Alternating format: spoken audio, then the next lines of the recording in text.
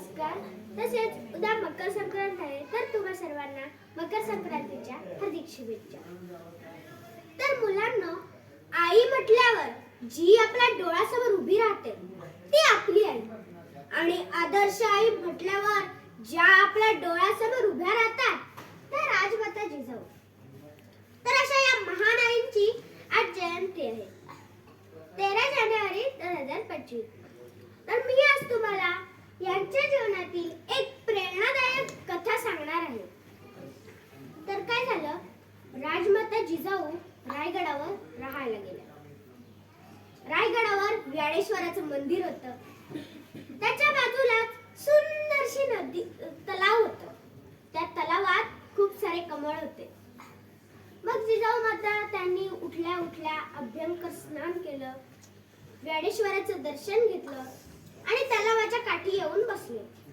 तो परिसर बघत बघत त्या मग्न झाल्या आणि विचारात पडल्या. मग शिवाजी महाराज आले.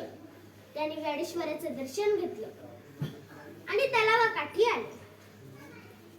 ते म्हणाले, मातोश्री, तुम्ही तर खूप विचारात वाटताय, सांगा पाहू काय झालं. राजमाता जिजाऊ म्हणाल्या, छे आहो, कुठे काय, काहीच नाही. शिवाजी महाराज म्हणाले, नाही, तुम्ही कुठला तरी विचार करत आहात, सांगा पाहू आम्हाला.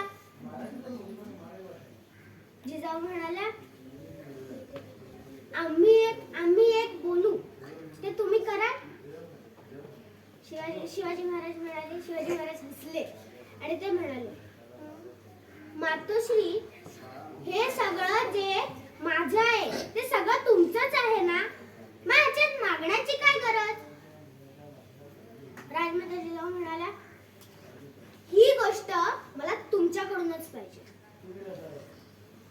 शिवाजी महाराज म्हणाले, बोला, तुम्हाला काय पाहिजे. मग राजमाता जिजाऊ म्हणाल्या, आम्हाला या तलावातील 1001 कमळाची फुलं पाहिजे. ती आम्ही व्याळेश्वराला वाहणार. पण ती फुलं निस्पर्शी, म्हणजे हात न लावता, आम्हालाही हात न लावता फुलं व्याळेश्वराला वाहायची. शिवाजी महाराज चिंतेत पडले. हात न लावता 1001 फुलं कोण काढणार. त्यांची मागे मंडळी, सेनापती, मावळे असे सगळे होते. तेही विचारात पडले, न हात लावता ती पण तलावातली फुलं कोण काढणार. मग सेनापती आले आणि म्हणाले, राजे, 2 दिवसांनी आपण सभा भरूया. मग त्याच्यामध्ये बघूया कोणाला काय डोकं सुचतंय. जो कोण हा पण जिंकेल त्याला आपण पुरस्कार देऊ.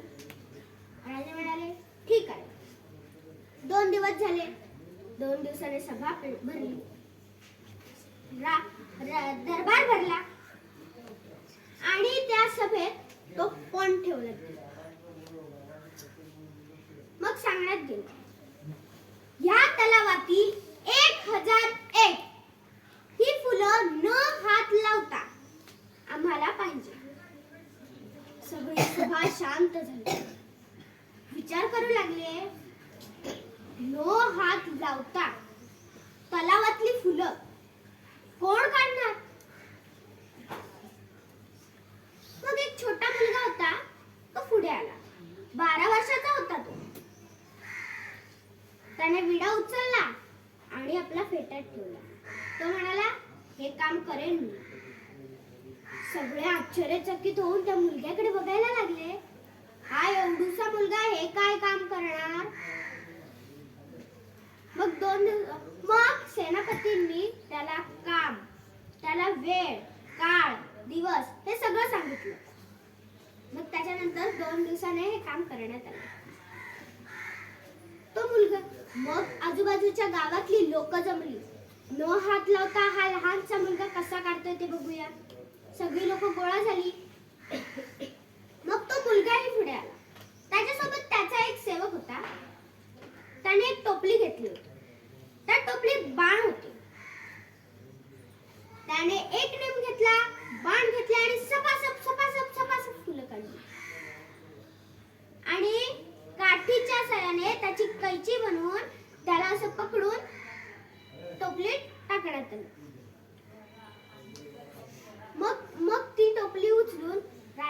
हातात देण्यात आली. मग राजांनी ती फुलं 1001 ज्ञानेश्वराला अभिषेक केला.